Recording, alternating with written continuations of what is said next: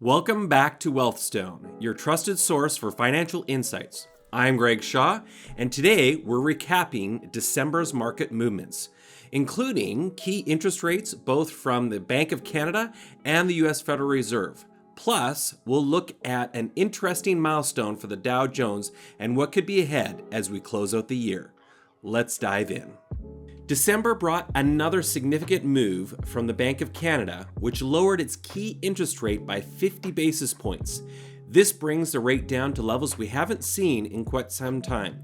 The decision was driven by November's inflation numbers, which came in at 1.9%, still below the bank's 2% target, as well as an uptick in unemployment to 6.8%.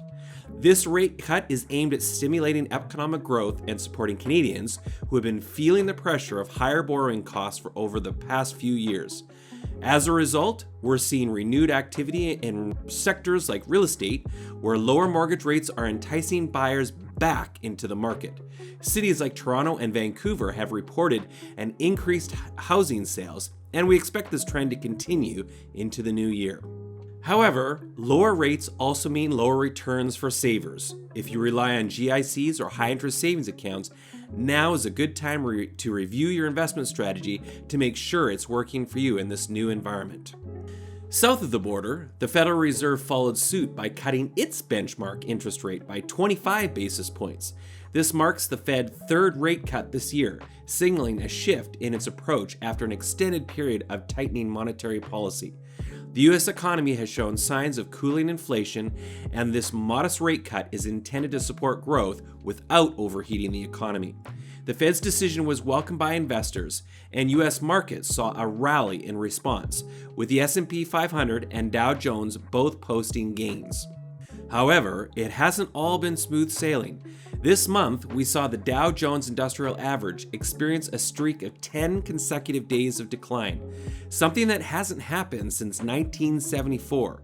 The streak highlighted uncertainty many investors were feeling ahead of the Fed's decision and broader economic outlook. With these rate cuts in both Canada and the US, what should you be watching as we move into the new year? Here are three key trends. Number one, real estate rebound. Lower rates are likely to keep driving demand in the housing market. If you've been considering buying or refinancing, the next few months could offer some favorable opportunities. Number two, stock market momentum. Markets tend to react positively to lower rates. Sectors like tech, real estate, and utilities often benefit, while financials could face some headwinds due to tighter margins. And number three, currency volatility. The changing interest rate environment can lead to shifts in the Canadian and US dollar exchange rates. If you invest internationally or are involved in cross-border business, keep an eye on those movements. Seen the Canadian dollar lately? As always, staying diversified and keeping a long-term perspective is key. Markets will continue to evolve, and we are here to help navigate the changes. As we head into the final stretch of 2024, I'm still optimistic about the markets. Historically, December often brings us a Santa Claus rally, a period where markets tend to rise during the last week of the year and into early January. And with these recent rate cuts, I remain bullish for 2025. If you enjoyed this update, don't forget to like the video and subscribe to Wealthstone for more financial insights.